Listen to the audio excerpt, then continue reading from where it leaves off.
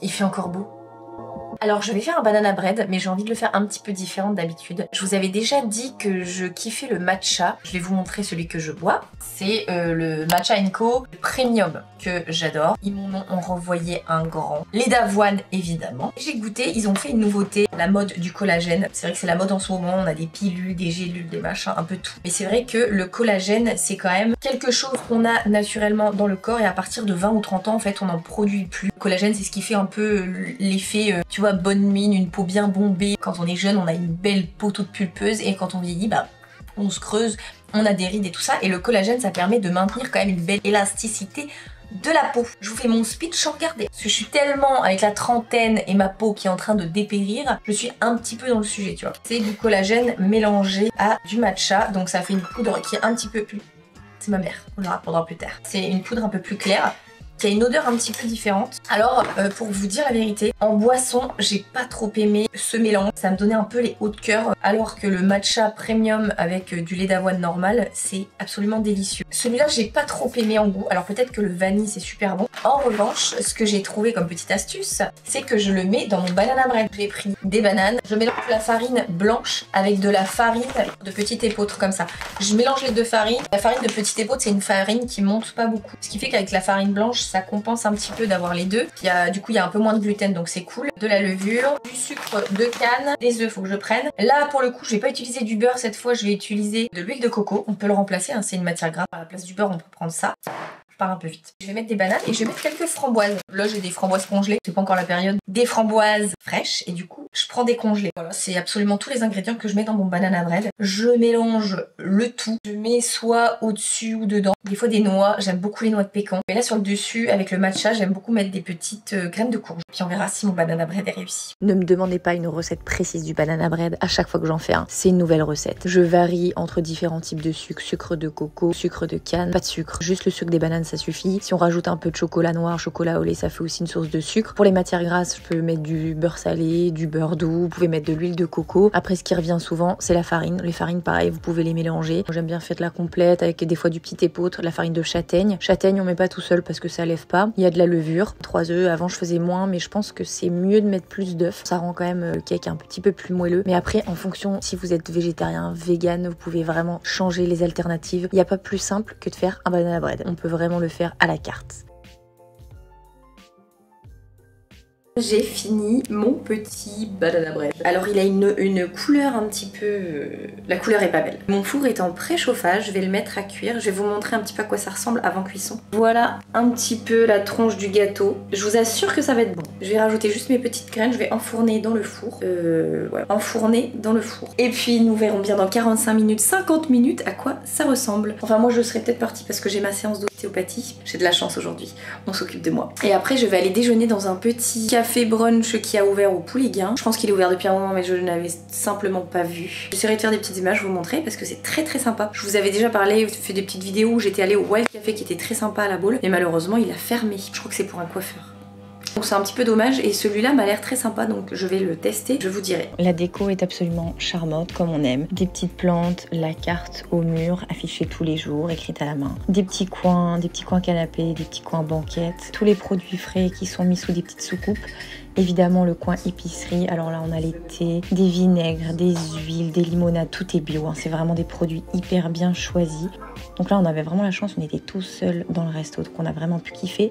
Petite limonade, Bissap, une boisson d'Afrique du Sud, donc ça nous a fait un petit clin d'œil, j'étais trop contente. Vraiment, j'ai kiffé ce petit moment.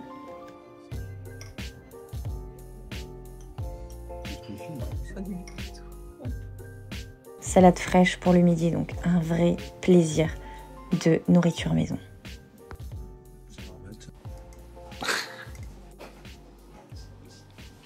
Un verre dans un verre. Du verre dans un verre dans un verre. On n'a pas aidé tous les jours. Hein. J'ai pas bien compris. Le bonheur.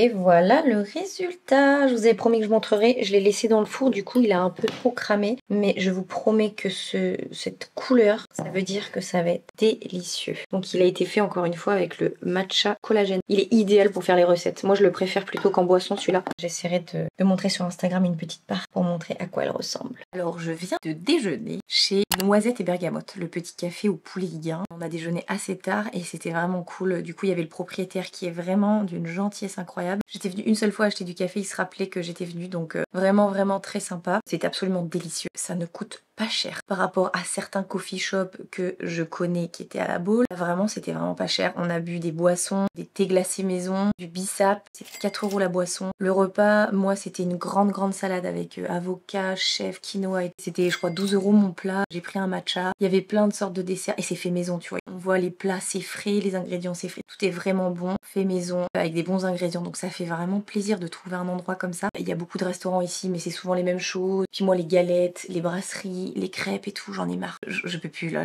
j'ai saturé. Et des endroits comme ça qui nous rappellent un peu des choses que je fais à la maison, mais ça fait plaisir de s'asseoir, de se faire servir et tout. L'ambiance top, les produits top, on a bien mangé, c'est pas très cher et tout, donc vraiment c'est une très bonne adresse. Je vais vous la laisser. Je me suis dit que le vendredi avant le week-end, se faire un petit lunch sans les enfants avant le week-end, ça peut être une bonne idée d'instaurer ça le vendredi midi. J'avais plus vraiment d'adresse que j'aimais bien et j'allais plus du tout au resto en fait ici, donc c'était top. En ce qui concerne mon banana bread que j'ai essayé de faire juste avant, j'ai mis 45 minutes au four, j'ai laissé le minuteur et je suis partie, du coup en fait ça a continué à cuire. C'est pour ça que c'est foncé, mais en vrai c'est pas grave, c'est sur le dessus. Je pense qu'à l'intérieur ça va être bon, surtout qu'il y a les framboises et même la banane, ça donne quand même une humidité au banana bread, je pense qu'il va être très bon. Là il fait beau temps, donc je pense que ma fille va vouloir aller mettre ses jambons dans l'eau. Première fois hier qu'elle a remis ses jambes dans l'eau, donc je pense qu'on va aller dans l'eau. Je vais dire, je vais emmener mon maillot de bain, mais je vais pas emmener mon maillot de bain. Pas déconner quand même, on n'en est pas là. Je vais aller profiter du soleil de ce pain. Amateur de sneakers, amateur de vraies baskets, s'abstenir d'écouter ce que je vais vous dire. Alors en ce moment, je fais pas du tout attention à mes baskets. Je suis allée à l'Acrobranche sous la pluie, dans la bouillasse. Je suis allée à la plage, enfin bref, j'ai pas du tout fait attention à mes baskets. Alors que quand j'avais reçu mes petites merveilles, je m'étais dit, au début je voulais même les encadrer. Je me suis dit, elles sont tellement belles que je vais pas les mettre, je vais les encadrer. Évidemment que j'allais les mettre, je les ai mis souvent pour faire du skate, c'est du bitume, ça les abîme pas trop. Vu ce que je fais en skate, on va pas dire que je dois les abîmer des masses. Là vraiment j'ai flingué mes baskets, putain j'ai abusé de ouf. J'arrivais pas trop à les nettoyer, je sais pas comment je me suis dit que j'allais pas les défoncer pour de vrai. Mais j'ai dit bon allez, je vais les mettre à la machine. Je crois que c'est indiqué interdiction. Enfin, je sais plus, il y a quelqu'un qui m'avait dit que c'était très mauvais de les mettre. Mais après tout, c'est du tissu et du plastique. C'est des matières franchement pas très fragiles normalement sur les baskets. Et là, je les ai sorties de la machine et elles sont comme neuves. Donc, peut-être que ce n'est pas recommandé. Mais en tout cas, sur moi, ça a très bien marché. Je vais vous montrer tout de suite. Je sais, c'est en train de vous éblouir tellement elles sont propres et belles. Non mais sans déconner, attends, elles sont comme neuves. Hein. Là, derrière, c'était tout dégueulasse. Ça a vraiment nettoyé. En plus, ça a vraiment nettoyé les semelles de tous les côtés, tu vois. Alors, mettez-le pas avec votre linge, ça peut le flinguer. Mais j'ai mis quelques paires de chaussures en même temps. Regardez, elles sont nickel. J'ai mis celle-là aussi qui était blanche. Alors là, elles étaient dans un état, mais laisse tomber. Elles sont sorties comme neuves. Et je les ai mis les deux. Ça n'a rien rétréci. Donc, ne vous inquiétez pas, ça ne les a pas abîmées. J'étais plutôt fière de les avoir mis au nettoyage. Si vous avez une meilleure idée, n'hésitez pas à la mettre en commentaire. Ça évitera peut-être d'abîmer des machines à laver parce que je n'ai pas pensé non plus au fait que ça pouvait abîmer une machine. Repayer une machine, c'est un peu cher. Putain, je suis en train de voir sur la caméra que mon front, on dirait une piste d'atterrissage. Enfin bref, j'ai un petit colis Vinted à aller poster. Bon, c'est un t-shirt, hein. Des fois ça me fait un peu chier d'aller me déplacer pour aller donner un t-shirt. Mais bon, c'est un sou. Un sou est un sou. J'ai fait mon sport ce matin, donc j'étais super contente. J'ai répondu à mes mails et il faut que je fasse encore du montage. Voilà. Je suis en train de lire un nouveau livre. Je vous montrerai plus tard. Belle journée à vous, il fait beau, profitez-en.